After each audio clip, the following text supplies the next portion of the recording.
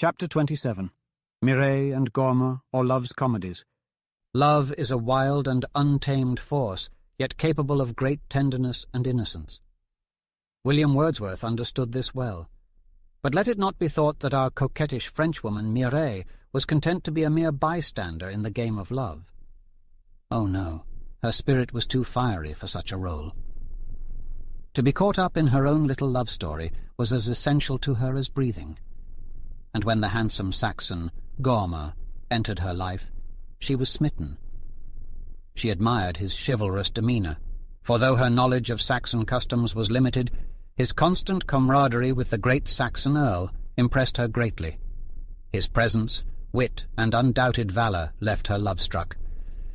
Mireille was not one to shy away from adventure or scandal, and so she welcomed the drama that came with her newfound love. Love and hate may both have tricks and tactics, but love has the ingenuity and audacity to outwit its hateful counterpart. Love dares to be discovered and never ashamed of its schemes. The arrival of the delightful and playful Frenchwoman had a profound impact on Gormer. Her impish attitude, mischievousness, and feminine grace, along with her exquisite ornaments and the way she accentuated her beauty, drove him to love her completely and hopelessly. Compared to the Saxon women he knew, her contrast was indescribable, and Gormer, in his Saxon naivety, was enamoured beyond measure. For Paul Lazare, Mireille's change in demeanour towards him was quite difficult. He had no idea of the new obstacle between them, and he still presented himself to her as he always had.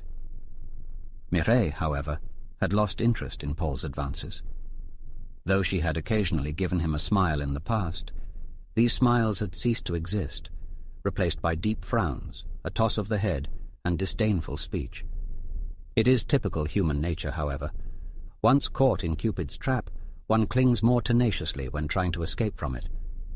Poor Paul was increasingly desperate to elicit a smile from his beloved, but it only made things worse for Mireille. Having her followed through the woods or by the river was inconvenient, but Paul remained obstinate, assuming his presence and protection were essential, even though he had recently experienced negativity from Mireille. Observing this infatuation on Paul's part, it had occurred to another participant in these sylvan tete-a-tetes that more drastic measures would have to be taken to disillusion him.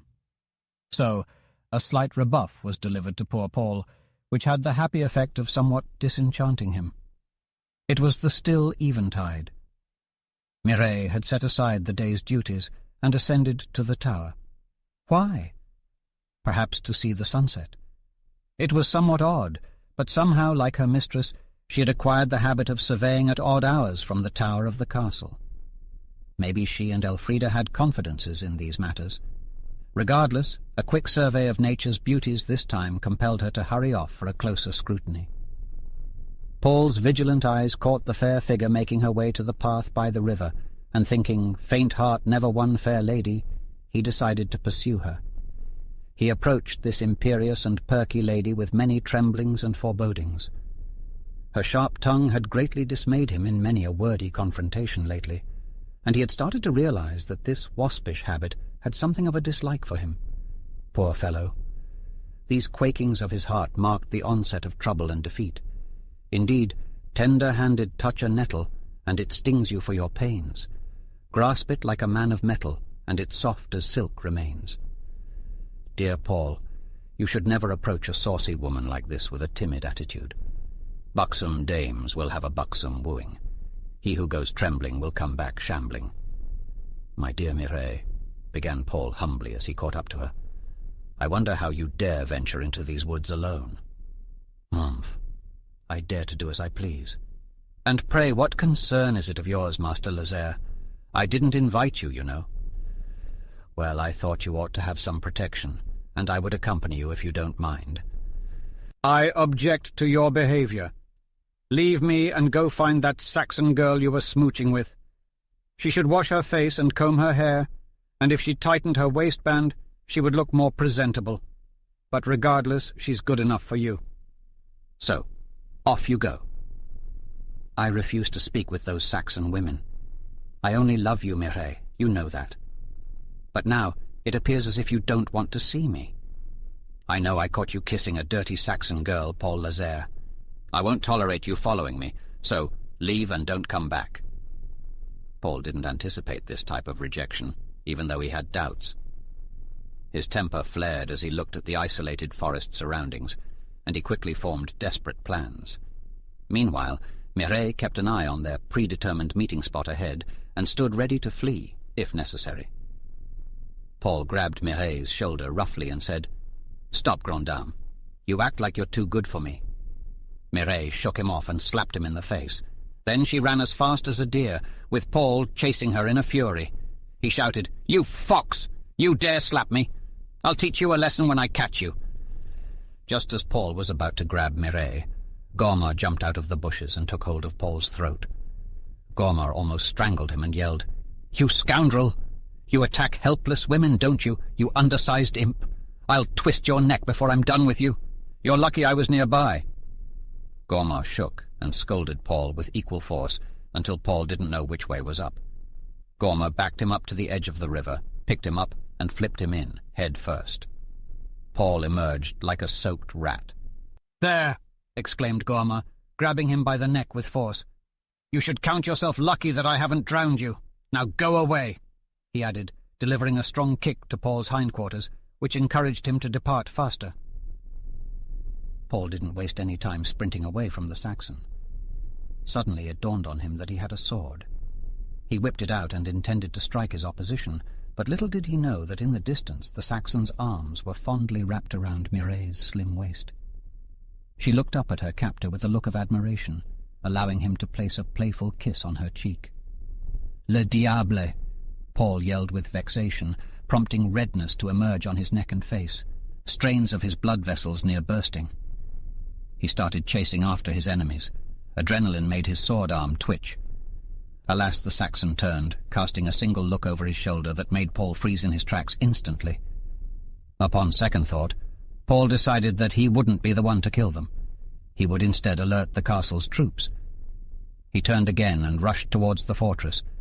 However, along the way, he contemplated his current situation and the insignificant part he played in this encounter. He dismissed his previous intention and resolved to keep quiet. If his comrades found out about his misadventure, his reputation would be destroyed beyond repair. After careful musing, he opted to remain silent but keep his anger for a better opportunity to obtain revenge on his enemies. Chapter 28. A grim temple, a grim priest, and a sad heart. When true hearts lie withered and fond ones have flown, who would inhabit this bleak world alone? These words from Moore echoed in Erica's mind as she slipped through the fortress's postern gate. The sentinel recognized her and let her pass without question. Erica's bravery and sacrifice for the Saxon cause were well known in the camp of outlaws. People regarded her with veneration, even awe. They spoke of her nocturnal journeys with reverence, believing her to be a favorite of the gods. As she descended the slope in pre-dawn hours, the sentinel pondered her mysterious activities. He longed for the freedom of the Brunswald, but he stayed put, guarding the women and children who couldn't be whisked away like Erica.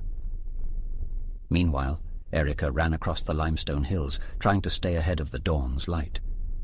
She looked back to gauge the distance she covered, ever mindful of the danger that lay ahead. As the distant, shadowy outline of the fortress gradually came into view, the woman hastened her steps. "Soon I will be out of sight," she murmured to herself. "I cannot let Ragnvald know about my errand today.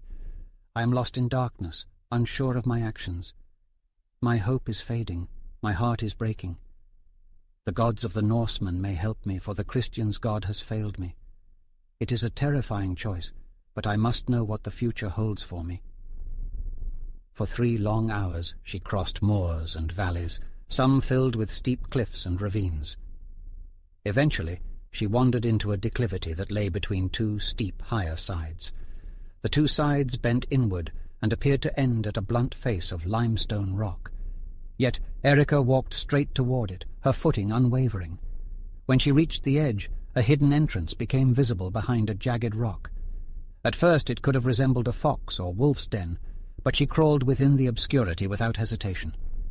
The opening expanded into a twisting, rough path as Erica descended. Finally, the route smoothed into a level ground area. Glancing upward, she observed a tremendous slit in the limestone, expanding into a sizable area. The light shone through an interlocking network of branches and leaves overhead. The landscape was both deserted and awe-inspiring. 2 mounds in the background indicated the graves of Thor and Woden's fanatical priests, their lives consumed by savage asceticism and the fires of their religion. Erica froze, surveying the silence around her. She huddled, wrapping her cloak tighter around her trembling form. As I stand upon this hallowed ground, memories of my father's visit flood my mind. His Viking blood courses through my veins, igniting a fire within me. I am compelled to seek guidance from the fierce gods of war, revenge, and death. A cruel necessity in the face of the unsparing slaughter unleashed upon my people by the followers of this Christ. Their wanton cruelty knows no bounds, extending even to Norseman and Dane alike. Their dainty women, with faces fair and courtly manners, have ensnared Ragnvald, leaving me ignored and scorned.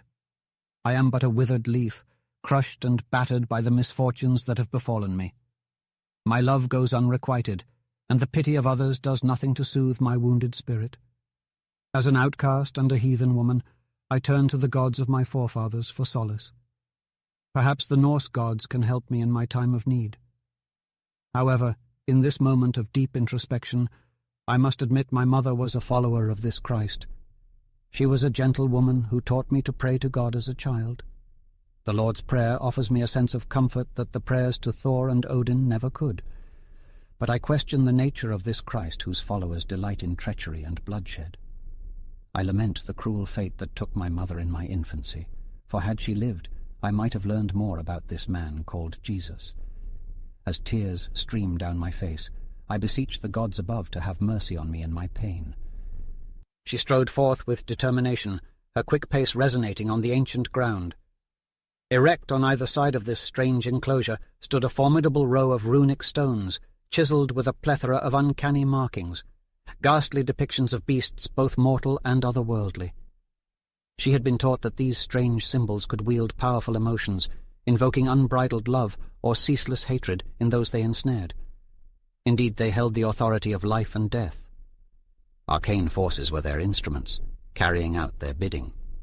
Scatterings of ominous witchwood grew from the rock, or were set intentionally among the runic stones. Hemlock and nightshade thrived together, with the sombre cypress casting a mournful shadow across the scattered stones.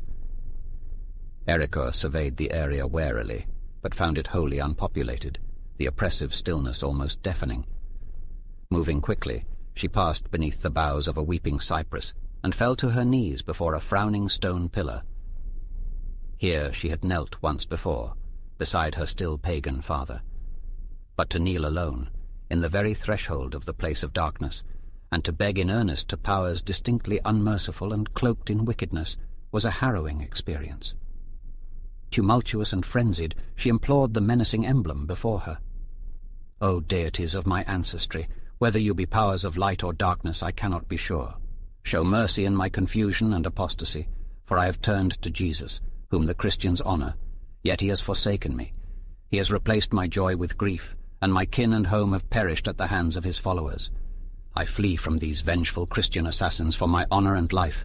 There is one who may have been my paramour, gallant and chivalrous, gentle as a sunbeam and tender as my deceased mother, yet unwavering as the strongest fortress in Blight. Through the crafty ways of their women he has become lost to me.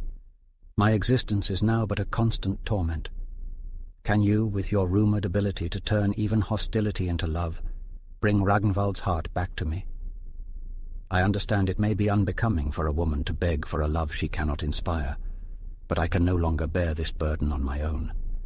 I pray that you might bestow your favor upon me to win his affection, or grant me a place of rest in one of these ancient tombs.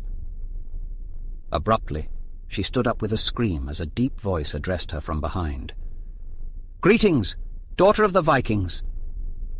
She quickly turned around to see Olaf, the elderly priest of the temple of these Vikings, whom the countryside's paganism and barbarism had sought for spiritual solace for a couple of generations. He had heard the secrets of intense love and hate of these Scandinavian descendants whispered in his ears. He had been the austere conductor of dark and mysterious rituals and powerful incantations to strange and gullible participants. What an odd character to belong to a society as advanced as this. He was a walking embodiment of an era long gone, and he had lost all social graces.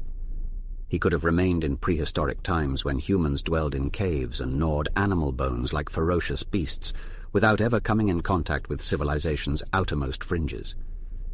He was the ultimate Viking of Vikings, embodying savagery and bloodshed. His head was bare, with long, tangled grey hair falling over his shoulders. His body was twisted and convoluted due to years of exposure and squandering, creating deep wrinkles along his face. His long, sturdy and impure teeth jutted out from his shriveled cheeks, and his sunken eyes glinted like those of a savage predator. In his essence, he was a visible and complete representation of the war spirit's harsh and unmitigated aspects. No literary or pictorial representation could capture the totality of this savage relic from a past of lawless violence and brute force, who seemed to be only a few steps ahead of animalistic tooth-and-nail savagery. "Listen! You have arrived at last, have you?" the hoarse voice croaked, grating on Erica's ears. "You come now to find that this purported God, this Christ spoken of by the Christians, is no God at all, and cannot save you. Your fathers' gods have abandoned you for forsaking them. Ha ha ha, I could laugh at you now. Did you not despise the old priest?"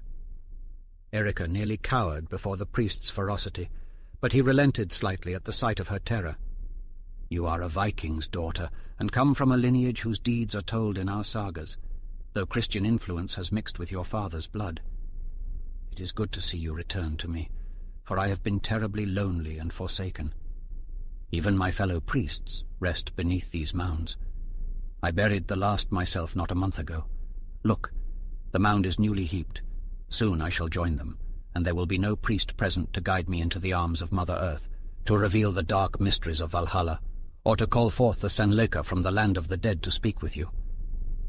Viking's daughter, are you tired of following this strange Christian god? I know not what to do, priest. I am as desolate and forsaken as you are.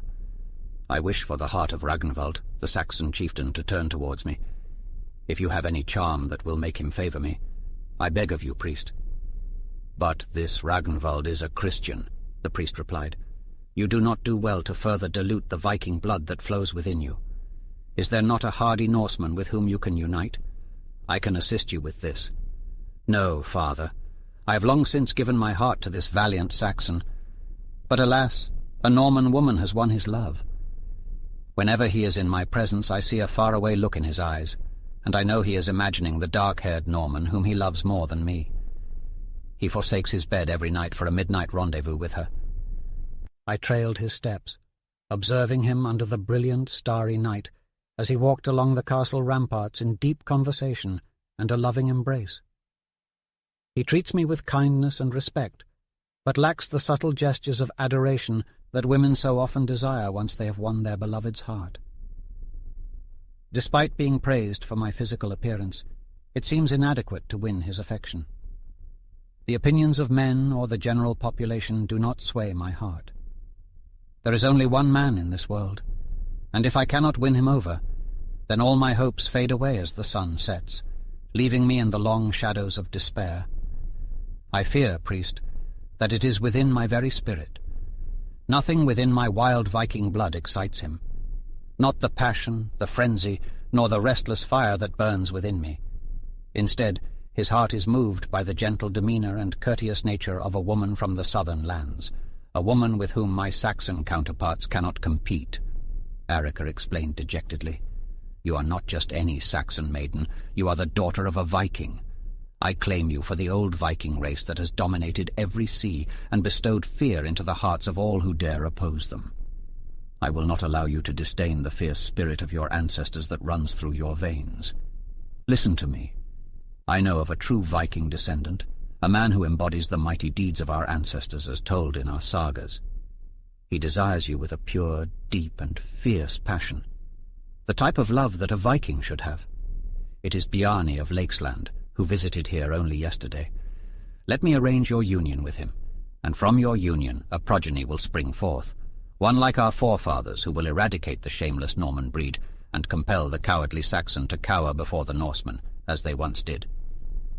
You speak as though a maiden's heart is merely a willow that sways with the gentle breeze, or a vulgar object that can be traded for personal gain or applied as a pawn to policy. But do not be misled, priest. There is no remedy in this for me. I have nothing to offer Bjarni or anyone, and if you cannot guarantee that I will become Ragnvald's wife, then I will marry my people instead. I will serve my country until death comes to release me. "A curse on the evil times that I have lived to see," growled the priest with distaste. "This overly sentimental approach is not like the love of a Viking maiden at all. In the olden days, our maidens would choose the strongest and fiercest warriors among us. What kind of charm do you possess? There is only one charm that will aid the Viking cause in love or war. It has never failed us before, and it will not fail us now if it is summoned fearlessly." "What is this charm, priest? Please divulge it at once," begged Erica with fervor. The priest then slowly produced a gleaming dagger from his chest, causing Erica to recoil in fear. The priest scolded her harshly, his voice filled with anger. "If you are going to shrink at the sight of this, then you are not worthy of being a Viking's daughter. This is only effective if you are brave. It is easy to get an audience with the Norse leader who has bewitched Ragnvald, and then it would be easy to plunge this blade into her heart. What then? Your rival would be no more. Take this blade in your hand and do not be frightened. The touch of cold steel will ignite your spirit and eradicate the accursed effeminate tendencies that are infecting our Viking tribe. There is an undeniable power in the feel of steel. My fingers tingle as I hold it. For 1,000 years, it has reinforced the objective of the Viking cause like nothing else ever could." As he spoke, the priest pressed the intimidating weapon into Erica's hesitant hand. "But how, priest, when I have taken the life of this innocent woman, will that bring back Ragnvald?" Erica asked apprehensively.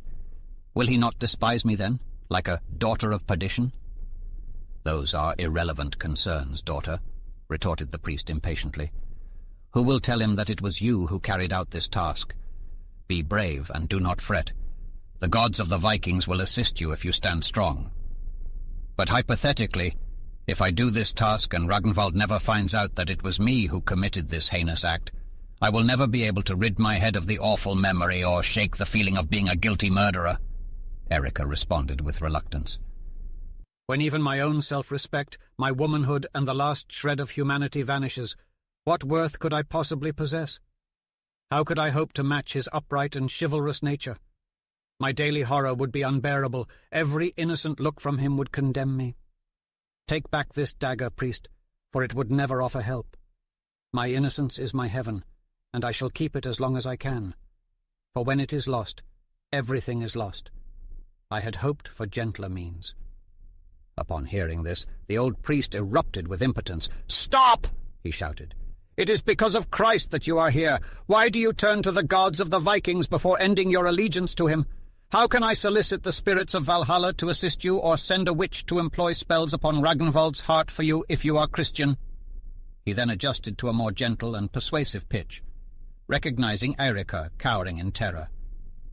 "Go, daughter of the Viking. My heart is in pain for you and my people, but it must be either Odin or Jesus. Go reject this Christ, and then I can assist you. Keep the dagger, for it possesses wondrous power. With it, Thorhund killed the Christian apostate Olaf Haraldsson on the blood-soaked field of Stiklestad, and Odin proved himself stronger than Christ. The Viking race shall once again terrorize all lands. Why do you hesitate and fear? Why do you shy away from this act of retribution? Think of all the agony that this cursed race has inflicted on you. How can you be so wary when considering your debt of vengeance to these Norman despots and robbers who murdered your father and brother, and who caused your sorrow and homelessness? Think about the love this Norman lady stole from you. Cling to these thoughts and be brave, daughter of the Viking." From the strange retreat, where for ages the savage priests of Thor and Odin held a mystical grasp over the descendants of the Viking conquerors of Northumbria, Erica emerged slowly. Barbaric customs and rudimentary beliefs still held strong, despite the influence of the Saxons' Christianity. Desperate to turn Ragnvald's heart towards her, Erika had entered the sanctuary of nature with faint hope for a supernatural solution. But her efforts were in vain, leaving her heart broken and consumed by a thirst for revenge. As she raced over the rugged hills, she knew a decision must be made. There was no middle ground. Either conquer or be crushed, it was heaven or hell. Love had been given unreservedly, and could not be ungiven. But Bjarni, the loyal and devoted Viking, stood before her as a gross and impossible suggestion. How could she mother his heirs and suppress the vision of a greater love? Should she submit to the loss of her true love to a Norman, or take the Viking remedy? A Christian upbringing and propriety held her back, but the weapon the priest had given her sat heavy in her grasp as a grim option. Unwavering, she asked herself, why suffer more for a love that she never intended to give? It was not my own doing, yet he has taken over my vision so utterly that no other can I see. Shall I suffer this overshadowing by this southern woman? The priest speaks of the ways of the Viking woman, and if great wrongs demand harsh vengeance, I shall not cower from this act of retribution. Madness and despair grip my arm and harden my heart, and I will act as the Viking woman would. But at that moment, as the fiery desire for revenge consumes her, there comes to her memory a scene from long ago, when she was but a child and sat at her mother's feet, listening to the tale of the Saviour's mercy and love for his foes. The change of emotion is instant and overwhelming, and as she throws her fists towards the heavens, she wails in a fervent plea, "Jesus, God of mercy, aid me!" Her fragile constitution can endure no more, and she falls to the earth, her fair visage racked with torment. Soon enough, though, the shadows of despair fade into a sublime smile of inner peace. Once again she is a child, and her mother's figure looms over her, magnified and beautiful, and speaks gentle words of solace and faith. "Daughter, be brave, and hold fast to the teachings of the Master that I have bequeathed to you. Come to me, all you who are struggling and overburdened, and I will give you rest. Behold, I am with you always, even until the end of the earth." Then, accompanied by an angelic smile, the divine vision disappears.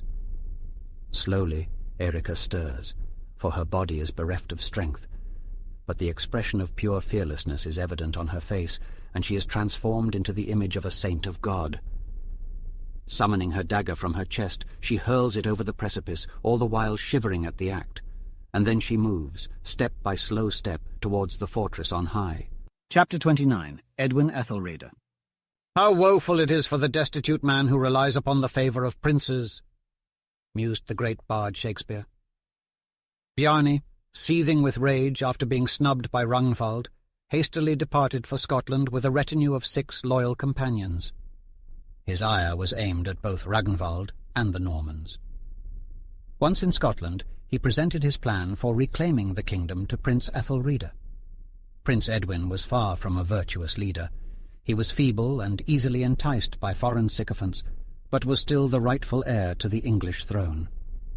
Those who knew him well had little faith in his ability to claim it by force or govern effectively. The conqueror exploited Edwin's weakness, providing him with ample funds to support his carnal proclivities, ensuring he remained uninterested in daring undertakings. However, Ethelrede was known to be fickle, particularly toward William. The prince was also capable of coveting the English sceptre in a vain attempt to satisfy his base desires. There could not have been a greater contrast between Bjarni, the valiant descendant of fierce Vikings, and the spineless Ethelrede. Nonetheless, Bjarni was able to persuade the prince to support him, exaggerating Ragnvald's following and inciting jealousy by suggesting he was seeking the throne for himself. It was with great surprise and concern that we, mere weeks after Bjarni's banishment from our camp, received a summons from the prince to attend a meeting of Saxon leaders, outlaws, ecclesiastics, and some freemen, as was their right under the law. This meeting, known as the Witan, was to take place in the remote and wild area of Lakesland in Northumbria. Ragnvald and I were among those summoned, along with others under Ragnvald's leadership. We deliberated the matter carefully, unable to shake the feeling that Bjarni had some involvement, as the messengers were his followers. I was opposed to the whole idea, seeing no good coming from it in our weak and divided state. but Ragnvald deemed it important that we attend as loyal Saxons, and so a company of us set out under his command. We had to move in secret and by night, as Normans still held sway in the area. It would have been reckless to travel in daylight, even with our small group. We were within 2 days' march of the meeting place when we set out after nightfall on the first day. By pushing ourselves, we made it halfway there before daylight, whereupon we came upon a band of Saxons near the sea. They lived in a densely wooded area and consisted of fishermen, traders, and freebooters who had access to a sizable vessel capable of transporting goods or people. The ship had been used in the past to carry refugees to safety or engage in peaceful trade. It also served as transportation for armed groups seeking to attack their foes in different parts of the land. I had never seen this hideout before, but it was evidently well known to Ragnvald. According to my sources, wine, bread, and weapons have been routinely given to Saxon rebels. I was informed that voyages were often made to places such as Ireland, Scotland, and even ports in the Mediterranean Sea. We rested at our location for the day and boarded a ship at nightfall. With favourable winds, we were able to cross the Bay of Morecambe and save ourselves from a long journey by foot. We were only 8 miles away from our destination and had most of the night to make the trek. Our sailor friends assured us that there were no Norman camps in the area, allowing us to continue our journey without incident. As we drew near the rendezvous point, we moved carefully as the path was narrow and rocky. We frequently encountered large boulders that seemed to appear out of nowhere. My companion, Ragnvald, and I discussed the prince's motives for summoning the Saxon witan at such an inopportune time. I asked Ragnvald if the prince was planning to take up arms. He responded pessimistically, explaining that the prince lacks the courage and character to lead a successful revolt against the Normans. "You do not have faith in a revolt, do you?" I asked our leader. "I have none. It is utterly hopeless.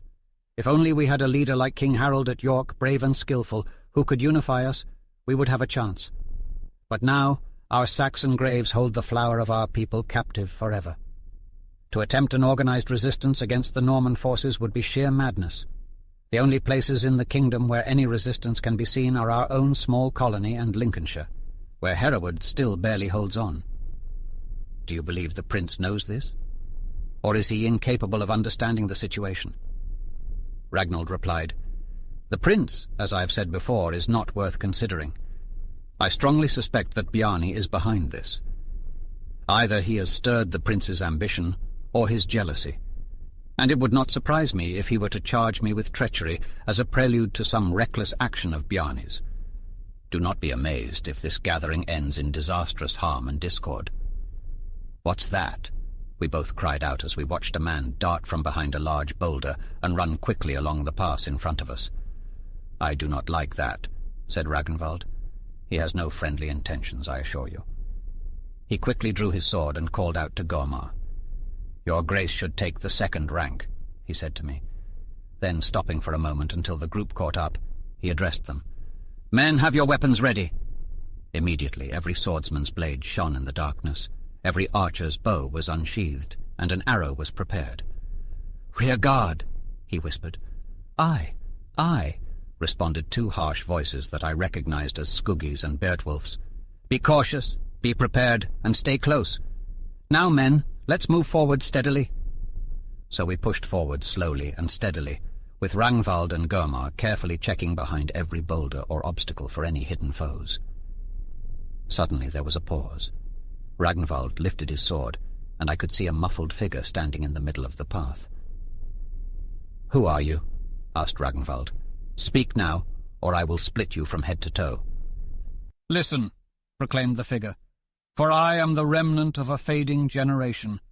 When one Saxon despises and thirsts for the blood of their kin, and another looks fondly upon the manners of the Norman oppressors, forming alliances with them, what hope is left for the restoration of our ancient people? Should the fates so decree, then it shall be enough. My only request is a burial in a desolate place where my people's groans cannot rouse me from my eternal slumber. But heed my warning, Saxons. Our foes are fierce, and they are among us. Beware! The supposed avenger wields a razor-sharp sword and will not hesitate, so beware. the eagle strikes quickly with tremendous force, leaving its prey wounded. As such, the peculiar form fled with the agility of the mountain hare down the passage. "That is a curious visitor," I remarked. "It almost sounds like a woman's voice, and it feels as though I've heard it before." "In any event, it is a friend's voice. The warning is clear. The enemy that is to be feared is one of our own, Saxon just like ourselves," said Ragnvald. I devoutly wished the night to be over. My nerves became excessively frayed, such that the sound of a fox's or wolf's cry nearby, the flapping of a night owl's wings, or the scurrying footsteps of rabbits made me shiver. Though I earnestly desired to stop and await daylight, Ragnvald pressed on with the group. Shortly after our last meeting, we discovered that our troubles were unceasing. Suddenly, and without forewarning, armed men enveloped us from both behind and ahead, flinging themselves at us like maniacal creatures. Ragnvald only just managed to defend himself from the fierce blow of a powerful adversary with his shield. Before I could fully grasp the situation at hand, both foes and friends alike had erupted into a mad fury, striking out blindly. I flung myself into the fray with imminent danger to my life, lifting up the sacred symbol of my rank and hollering, "Peace! In God's name, let there be peace!" At the sight of the Holy Cross, the attackers momentarily retreated. "Who are you?" I demanded. "Saxon or Norman?" "They are Saxon," proclaimed Ragnvald. "It was Bjarni, one who claims to be of our kind, that launched the blows aimed at my life. I am not one of your kind, cowardly traitor who bows to the Norman women and dons silk stockings in war. If I fought with as much incompetence and ignorance as you, then my army would be as feeble as you are, and I would have no Saxon soldier to lead me into battle." "Bjarni," I spoke with authority, holding up the emblem of peace and goodwill to men, "I urge you, in the name of God, to call off your troops and end this brotherly conflict." "I care not for your god, monk," he replied fiercely. "He is the god of cowards, not soldiers." But after his defiant speech, he gathered his injured comrade who felt the sharpness of Gorma's blade. Without another word, he led his army to the hills. "Now, my lord, what should we do?" I asked. "I fear this is only the beginning of discord and trouble at our council.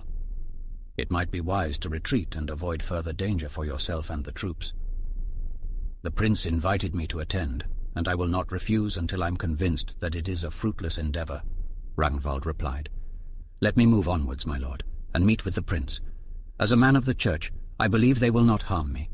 If I see an opportunity for peace, I will communicate." "No, father, no one shall say I shirked the call of my prince, even though I dislike him. I have a duty to my people and my country, and I cannot ignore this counsel. However, I do not have faith in the prince. He is a lazy hedonist, and like all weak men, easily envious." "The foreboding figure we have encountered is heavily involved in this plot, of that I'm certain. A resolute and brave individual, but lacking any sense of restraint. He harbors a deep-seated enmity towards me, and it is clear that attending this meeting is a perilous undertaking. However, it is a risk that I am untroubled by. Let us push forward, for dawn is approaching on the mountain-tops, and daylight is soon to come. Gathering our courage for any eventuality, we pressed on. The journey had become significantly more pleasant and effortless with the arrival of daylight. After some time, we retreated to a sheltered dell to have breakfast, which we consumed quickly to arrive at the rendezvous point early. Not long into our journey, we were approached by an individual who emerged from behind a pile of rocks at the mouth of the pass. He studied us closely. "Saxons?" he inquired. "Yes, all Saxons," we confirmed. "What do you say?" he asked. "Down with the Normans," we responded. "Excellent," he approved. "Down with the Normans." He then proceeded to provide us with directions for the closest route to the meeting place. We discovered this path to be quite challenging, for the landscape was rough and untamed beyond imagination. We entered another narrow passage flanked by two menacing and uneven hills. Before long, this opening blossomed into a majestic amphitheatre-shaped valley, surrounded by soaring peaks and jagged hills. A magnificent expanse of water glistened in the midst of the valley and was hugged by thick forests, while the bare and boulder-strewn hills loomed menacingly overhead, exuding an imposing ruggedness and strength. Below the hills, The valley was captivating in the loveliness of its picturesque woods.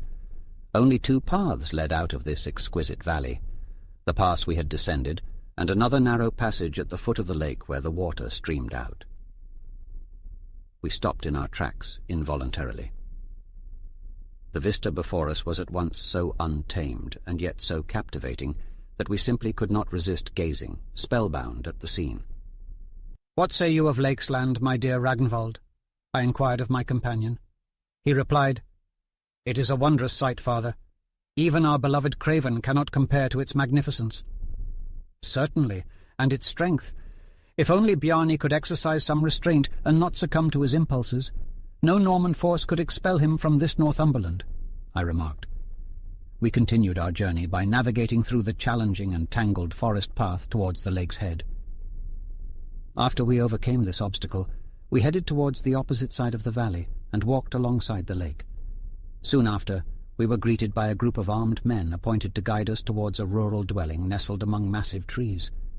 Similar to the sturdy homes we were accustomed to, the house had numerous outbuildings and an enclosure surrounded by a high wall to protect the livestock from wolves during the harsh winter months.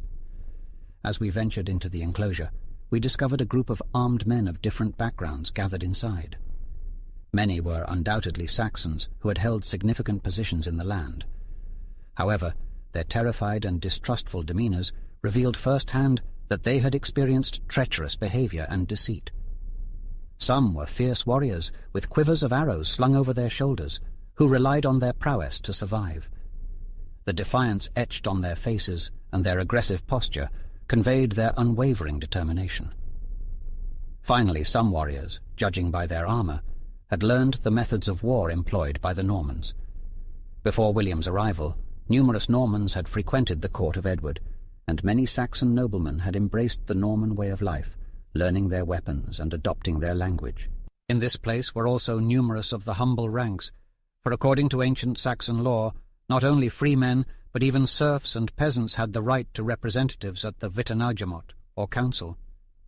Ragnvald swiftly joined a group of these gentlemen of knightly appearance, many of whom he recognized, having fought beside them in York.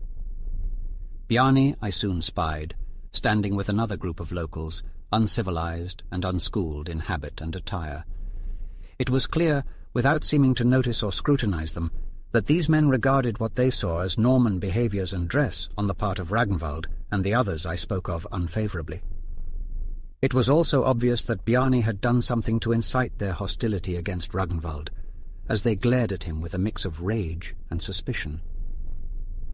I immediately proceeded to the main building to pay homage to Prince Edwin. With certain of his intimate acquaintances, he was expecting the gathering of the Witan members. The prince was garbed in a costly velvet outfit with an ornate silk fringe and a hat and feather worn by Norman courtiers.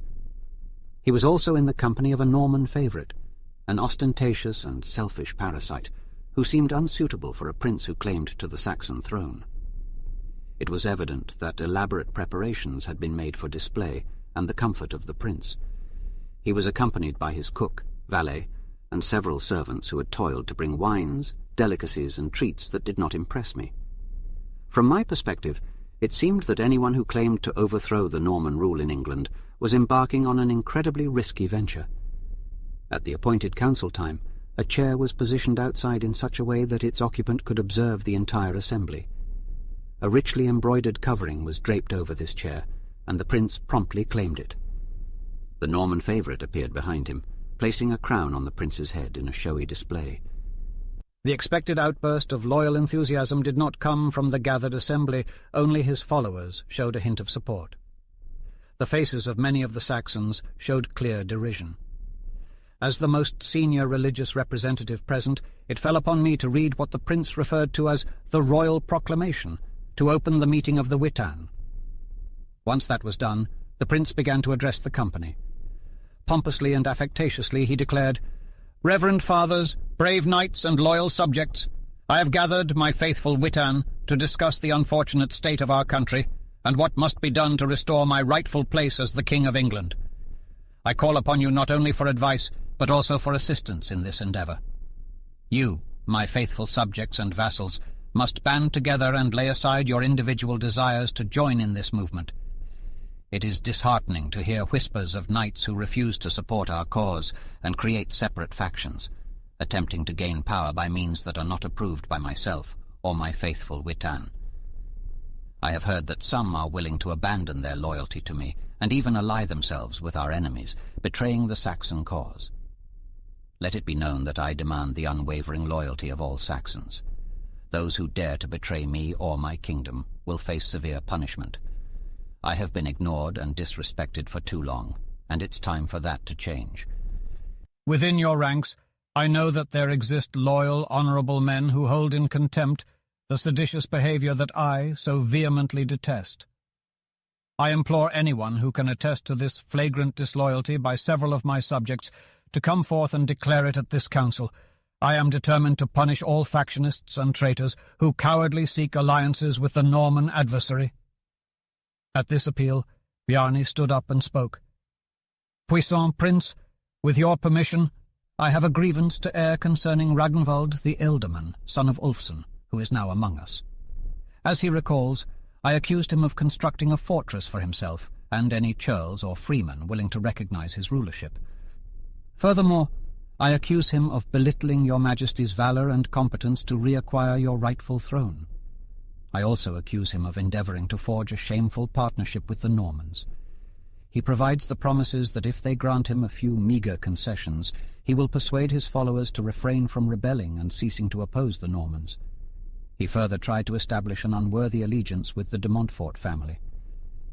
I have tried to support these accusations with my sword.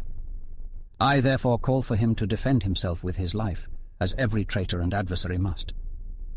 If Ragnvald the Ealdorman is present, I request that he refute the accusations levelled by our courageous and devoted knight, Bjarni, the Saxon Dane.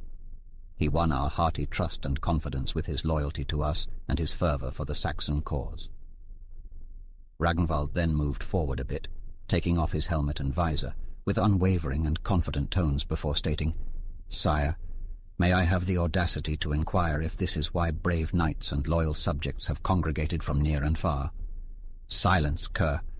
Reply to the accusations raised against you. We will then consider the more serious matters regarding our kingdom. Nevertheless, we will have an explanation concerning these allegations. Your Majesty, the charges made by the Jarl are a product of his own delusions, and he lodged them here for failing to give evidence through his weapons. I refuse to engage in this petty personal dispute before this assembly. If we are to discuss more pressing matters, those related to our country and the current perilous state of the Saxon cause, then I am prepared to volunteer my humble services, either in this council or in the face of our shared adversary. Bravo, Sir Knight! Exclaimed a rough voice belonging to the leader of a group of knights who had just entered the enclosure. Their shabby and grimy clothing, as well as their rusty weapons and equipment, testified to their extensive exposure and harsh lifestyle. "Silence, knave!" shouted the prince, incensed by Ragnvald's boldness and outspokenness. "Do you dare to answer your king in this manner? By my oath, if this continues, there will not be a single wretched peasant in my kingdom who will not think he can defy his prince with no consequence. But I must know what this leads to. I have been keeping an eye on that uncouth and unmanageable son of Earl Leofric, known as Hereward, who is waging war in the Fenlands with no regard for my power, and without even acknowledging my sovereignty, or submitting to me dutifully. And now you presume to emulate the behavior of that conceited Hereward, gathering an army for your personal gain rather than the glory of your prince. My loyal counsellors, take note of this, for I have decided to purge the Saxon cause of all such disloyal traitors." "It's quite unfortunate, my lord," commented Ragnvald in a tone that mixed anger and scorn. "You have never bothered to raise an army of your own, or even to lead one assembled for you. We are eager to learn what manner of man our prince truly is. Will you inform this council, your highness, of your whereabouts at the time when so many brave men died in York for your cause?" "Brilliantly said, squire," the gruff voice proclaimed even louder than before. "Are you questioning my bravery, rascal?" the prince bellowed. "By the Virgin, I will not tolerate any more of your insolence, you cur! Disarm him, faithful knights!" In an instant, several Saxon leaders stepped forward at the prince's request. However, upon seeing Ragnvald produce his broadsword, they trembled with fear. Suddenly, a stranger knight approached Ragnvald, proclaiming his admiration for the Viking's courage as he drew his impressive sword. The knight's followers quickly joined him, ready for battle. The prince panicked, accusing them of treason. I calmed the prince, assuring him that the knights meant no harm and were merely unaccustomed to being spoken to so harshly. The prince demanded to know the identity of the stranger who had taken Ragnvald's side. The knight removed his helmet, revealing himself to be none other than Hereward the Wake. A wave of recognition swept through the crowd as they exclaimed his name. Hereward spoke frankly to the prince, refusing to risk his life and the lives of his men for a leader as weak and petty as the prince. The prince flew into a rage, threatening Hereward, who in turn challenged anyone brave enough to take him on in a sword fight. The brave and hot-headed Bjarni stepped forward, cursing Hereward for his betrayal of Torfrida. Instantaneously, a cacophony of voices, clash of metallic blades, and tumultuous confusion erupted within the arena, causing me to tremble with fear at the manifestation of such fierce and wrathful emotions.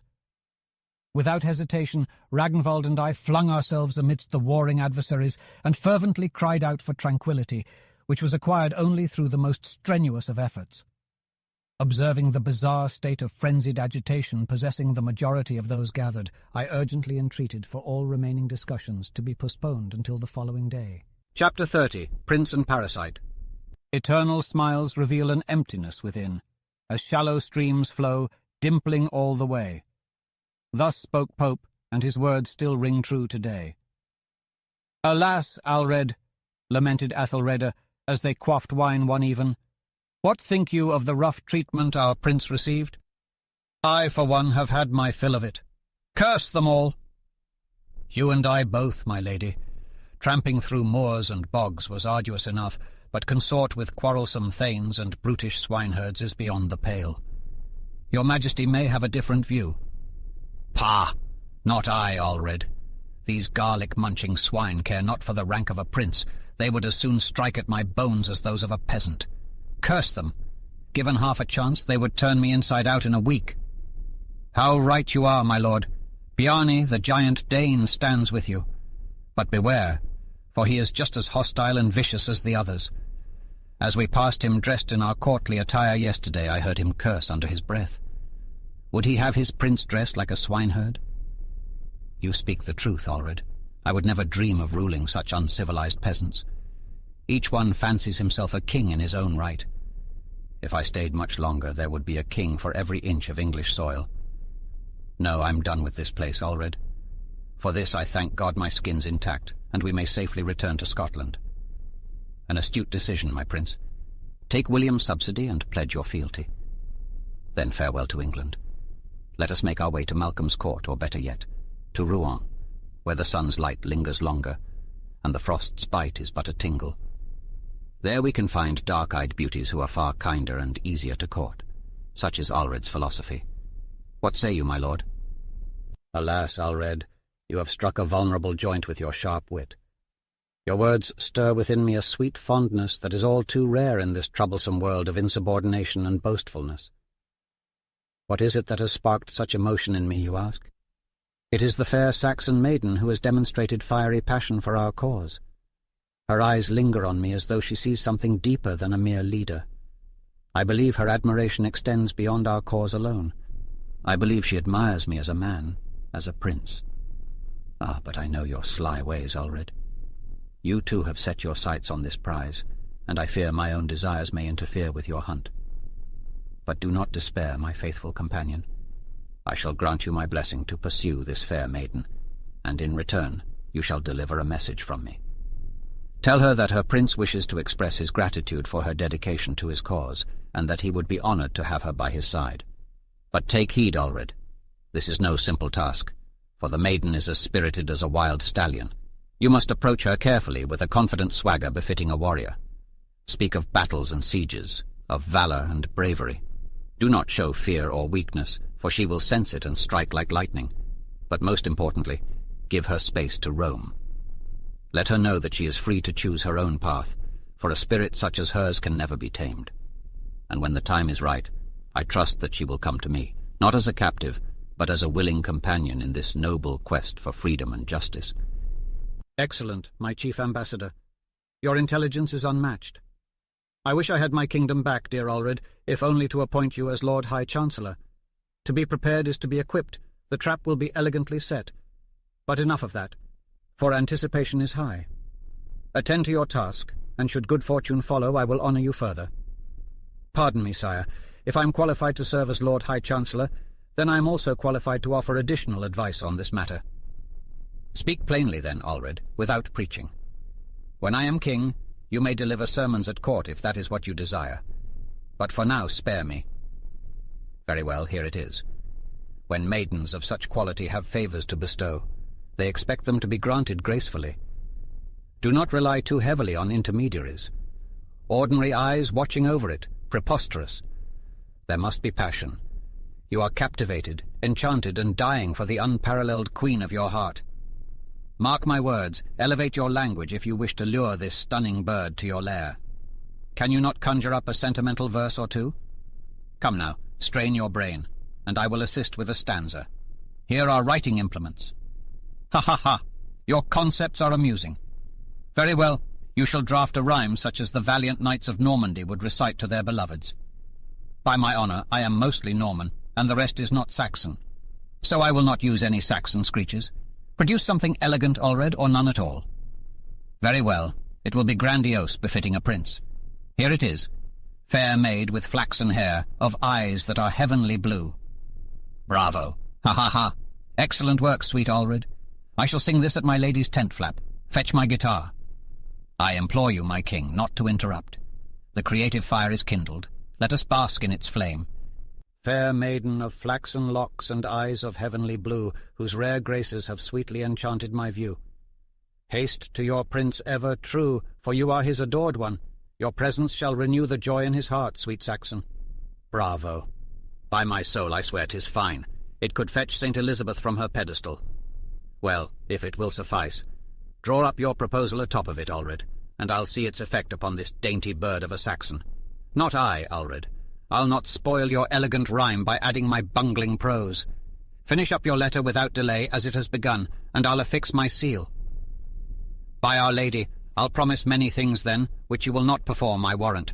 Here it is, listen to it. Fair Saxon, your prince is entranced, bewitched, by your incomparable loveliness. My throne, my kingdom are nothing compared with you. Come to me. I vow to make you the proudest dame in England. Fly to the arms of your impatient, expectant lover, Edwin the Ethel Reader. Now affix your sign manual, sire.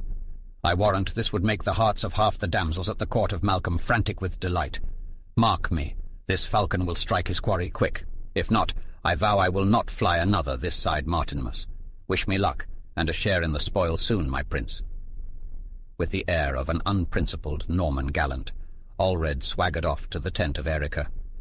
There, after many foppish grimaces and much foolish adulation, he delivered the missive into her hands, adding suggestions and explanations which Erica scarcely comprehended and we cannot chronicle. Chapter 31. Prince and Viking. My vespers were done, and I was bethinking me of retiring to rest, when I heard the plaintive voice of Erica beseeching me to let her come within my tent. I had scarce time to reply when the poor child came rushing into my tent, bathed in tears and great distress. I soothed her as best I could. Then I gently inquired as to the cause of her grief, when without answering me she thrust into my hand the letter of the prince. I scarce know what he means, she said, burying her face in her hands. I read the letter with a burning sense of shame and indignation, and my heart ached for this poor child who, in the purity of her patriotism and her unquenchable love for her country and the Saxon cause, had braved this rough journey and its exposure, in the hope that her woman's devotion might nerve the arms of the remnant of Saxon leaders still left to the cause. But this ghastly unmasking of a prince who was false, fickle, shameless, and altogether worthless, was a cruel wound to her, a wound that would fester and rankle, but was destined never to heal again. She quietly lifted her tear-stained face and timidly inquired, "Is it as I feared, father?" "Alas, my child," said I, "it is a vile, dishonouring missive, and altogether without excuse. To come from a prince, and from a would-be king also, it is sad to think of it. My country, my unhappy country, what will become of you? It was Erica's heartbroken exclamation as she fell at my feet, her long, fair hair falling in dishevelled tresses around. "Be comforted, my poor child," said I, though I scarce had heart or hope for anything. I endeavoured to calm her with such soothing, hopeful words as I had at command, but I saw that words were in vain. "Father," said she, "my life is a weary burden. My people's woes are breaking my heart." I had hoped that our scattered people could be rallied by their prince's presence among them, and that factions would come together to make a valiant stand for liberty. However, discovering that my prince was poor in valour, and rich in cowardly and licentious behaviour, and even offering dishonourable proposals to a lonely girl as myself, was too much for me to bear. I have watched and prayed these 2 nights, waiting for favouring heaven to smile upon us and this council. Yet, in my lonely vigil, I could not hear any responsive voice but the sound of the night winds in the lonely hills' passes, which brought a message of desolation and death. Is there any joy or rest for one like me in life, Father? Surely the grave is my only hope. My poor child, I replied, let us not think of death until our Creator says, "It is enough." Instead, let us submit to the chastening hand of our Heavenly Father. We may have erred greatly by cherishing thoughts of resistance and bloodshed. Instead, rejoice that there is a kingdom that is stable and will never end. Its prince is the Prince of Peace, and its heralds are angels, and its warriors are saints. Love and mercy are the twin pillars of our prince's throne, and gentle hands and loving hearts may fight for his supremacy. It is a kingdom wherein wounded hearts may find solace and sweet content. Let us fight for this kingdom, for the kingdoms of this world are fickle and based on fraud and wrongdoing, and in due time will perish like morning mist. I fear that the fierce, warlike nature of my ancestors reigns in my heart, Father. I feel more than half heathen. I have been hoping for vengeance for my murdered father and brother in my violated country. They say that the fair Torfrida, abandoned by her husband Hereward, is hiding in the monastery of Crowland. Should I go there to join her? This fierce agitation is more than I can bear. "What is your heart saying, Erica?" questioned the father. "My heart is capricious and wayward, Father. It needs severe discipline to quell its insurrection," replied Erica. "I fear that your nature, Erica, would not easily endure the confinement of the monastery. Perhaps nature itself encourages a freer life, one filled with activity and protection, like the life found with Ragnvald," said the father. "He possesses the virtues, wisdom, and valour that will earn us many privileges." "May I tell you a woman's secret, Father?" asked Erica. "I love Ragnvald. I would willingly share his hardships and privations, or even be near him. Yet it is anguishing, and soon it will become a transgression. He loves a Norman woman who once saved his life. He is not mine to have. I entreat your guidance." "Have you not disclosed your love to him, my child?" inquired the father. "No, I could not survive an hour if he knew," confided Erica. "A difficult lesson awaits you, dear child, for true love demands sacrifice. The heart cannot be bound by law, but will always build its own altar. Alas, many hearts had offered sacrifice before you, and many more shall offer their love as a devastating victim when you are gone," said the father. "If it requires a painful act of self-renouncement, then take courage, my child. Strength and fortitude will be bestowed upon you when you are ready for your brave deed. Rest now, Erica. I shall consult our people and be back soon." I swiftly retrieved the letter that had fallen and made my way to the yeoman's dwelling-house. I knocked on the door, and a hush of voices followed. Someone whispered under their breath, "Who knocks?" "It is Adhelm," I replied. Many knew my voice, and without delay, the door was opened. Bjarni and several followers of the prince were gathered in a secret conclave. Their frowns conveyed that trouble was afoot, but I was resolute in my purpose, whatever the cost. The prince spoke up. "What brings you here, revered father? We are discussing violent plans unfit for holy ears. Make your request if it is quick." "My message may not be pleasing to your highness's mouth, but a bishop must be faithful," I replied. "Be faithful if you must, but do not waste my time," the prince retorted. "To be brief, prince, I hold an epistle bearing your seal and addressed to the Saxon maiden, Eirica. Is it truly your own doing?" I asked. Why does it matter to answer your intrusive question, priest? The prince snatched the letter from my grasp. As I feared, I must denounce you, prince. It falls to my office to speak the truth. Proposing dishonourable intentions to a pure lady is an act of outrageous shamefulness. I repudiate you and your cause, I accused him. I would be grateful, you cur of a priest, if you would rid me of your presence and all similar busybodies lurking around and vexing those of higher standing. Wait a moment, sire. Bjarni's fury was evident. I wish to know more about this matter. If you have insulted Erika, then I, as well as this priest, have something to say to you. Pray, let me peruse that correspondence, he said, reaching for it from the prince's grasp. Yet the prince withdrew hastily, endeavouring to shred it to pieces. Bjarni immediately seized him with his unyielding fists, wrenching the parchment with ease, as though he were handling a child's plaything. Then, presenting it to me, he spoke. Read it to us, holy man. I lack the tools of an erudite. Taking the missive, I read it aloud before the assembled. Once I had finished, Bjarni unsheathed his sword, walking towards the prince. For dishonouring the daughter of Beowulf with this wanton act, I shall unburden your pathetic spirit from its wretched body. Several hands intervened, restraining him from his intention. But he stood firm like a cornered beast, his furious words dripping venom through his frothing lips. I disown thee, pitiful cur. No honest blood of Saxon or Skald courses your cowardly being. Leave this land immediately. You pollute it with your loathsome being. Beware as well, for should tomorrow's dawn find you within my grasp, I shall seek compensation for this offence in the spilling of your cowardly blood. I must confess that I could not help but admire this unyielding descendant of the Viking plunderers.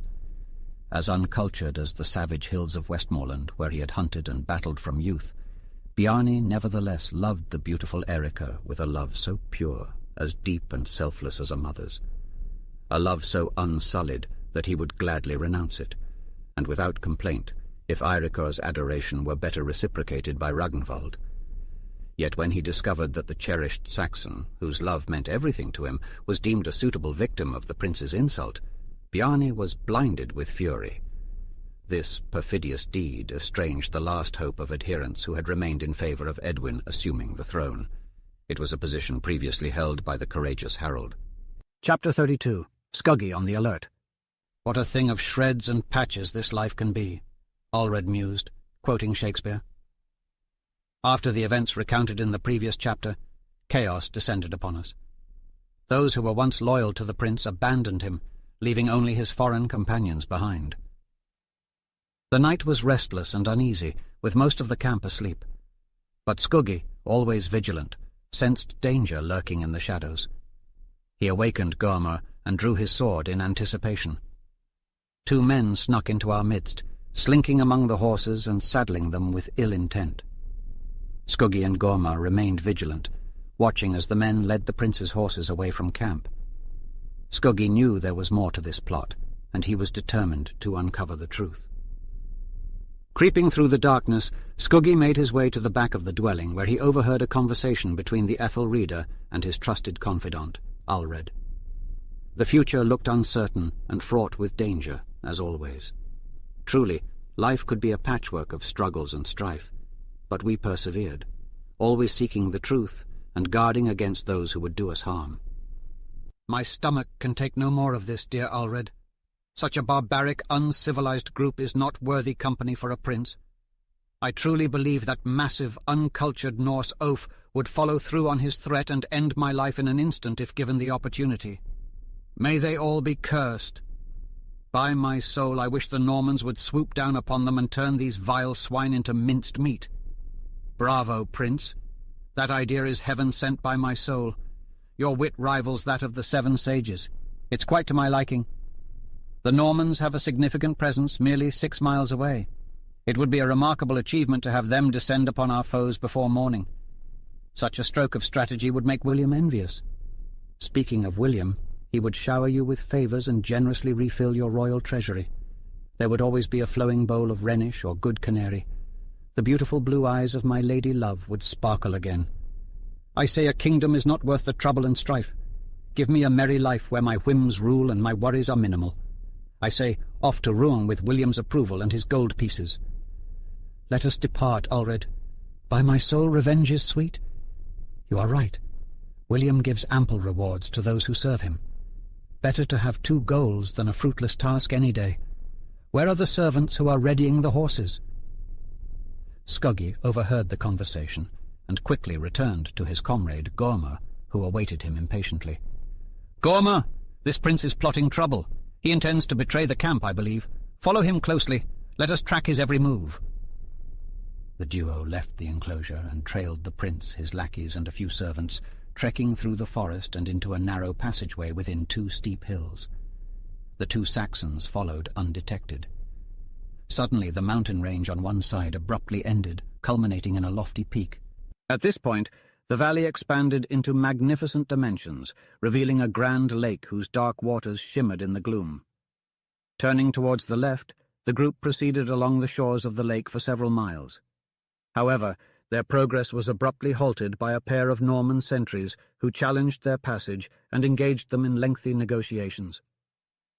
Eventually, one of the sentries agreed to escort them to the Norman encampment, which lay less than a quarter-mile away, its fiery torches illuminating fragments of the Norman camp. Gormr and Skuggi were compelled to halt, as the remaining sentry prevented them from drawing any closer to the enemy encampment. They waited and watched as they saw the prince and his retinue approach, their forms slowly becoming visible in the flickering firelight. "Now," said Gormr, "there's nothing left to do but to return and alert our friends, Skuggi." "Hold on there, Gormr. There's something else I must do," replied Skuggi. "You proceed with your task and inform the Earl that I'll be circling the Great Nab's Head by daybreak." "What's on your mind, Skuggi? You'll get yourself in trouble one of these days," warned Gormr. "Have no fear, comrade. I know my way in the light and dark. Besides, my business is not fit for a second-rate knight like yourself. You see, Grizzly and I have no pride to uphold, so we could undertake anything boldly or subtly as long as it benefits us." "Well, enough talk. Go on, Grizzly," said Skuggi, addressing his hound as soon as Gormr's silhouette disappeared. "You see, Grizzly, we're not above making off with a few heads of cattle, nor too highfalutin to do our own droving in a tight spot." The fact was that Skuggi had spied a herd of cattle lying together by the side of the lake, hidden by the darkness of night. He saw them immediately, and his clever mind began to devise a plan for stealing them. "The talking and clucking have led nowhere, as it often does," he muttered to himself.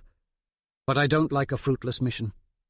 I'll try a scheme of my own, whether it works or not." However, there was one obstacle in his way: the lone sentinel still patrolling the area. Skuggi turned to his hound and spoke to him, as he often did in their many daring adventures. "Well now, Grizzly, what's our next move? We must have those cattle, Grizzly, by any means necessary. There's that pesky Norman in our way. What should we do with him? I believe we can take care of him one way or another. What do you say?" Grizzly responded by eagerly licking Skuggi's face. Now, my friend, I have no doubt that we could easily eliminate him, you and I working together. But don't you remember that we have a higher calling? We are monks, after all, and we belong to an honourable order. Our abbot often reminds us to love our enemies. Of course, that's sound doctrine, but difficult to put into practice. Let's put that aside for now. I feel like there must be another way. Though I admit that if I catch him in the act, it would ease my mind to take him down. Grizzly barked in response. Skuggi pointed him in the direction of the talking monk. "Did you notice, Grizzly? That's the monk who's chattering away." "I can recite Latin when it pleases me, my friend. There are many a monk who knows less. But I suspect the fellow's knees are already knocking together in fear of being left alone, and that is very suggestive. Let us attempt to play a ghostly prank on him." Skuggi removed his upper garments, leaving his shoulders and upper body exposed. He then skillfully tied the garments around Grizzly's shoulders, giving him a peculiar and uncivilized appearance. Skuggi proceeded to emit the most harrowing moans and piercing screams of pain in a low tone, all without exposing themselves to view. The Norman turned his gaze in horror toward the source of these terrifying sounds. He was in great trepidation and fear, and appeared to be considering a hasty retreat. Skuggi realized that the scheme would be effective. So, without delay, he dropped to all fours, and with the dog beside him they moved towards the sentinel, both of them presenting an eerie and grotesque countenance. Skuggi's groans and shrieks became more demonic and intense as they neared the Norman. For a brief moment the Norman stared in terror at the approaching figures, which he believed to be none other than the Saxon devil, Zernebock, feared by many Normans. Then, like the wind, he sprinted towards the camp. With lightning speed, Skuggi freed the dog from his bindings and ordered him to gather the cattle. In just a few minutes, they were fleeing with the herd at maximum velocity. Chapter 33. Dog Robs Dog.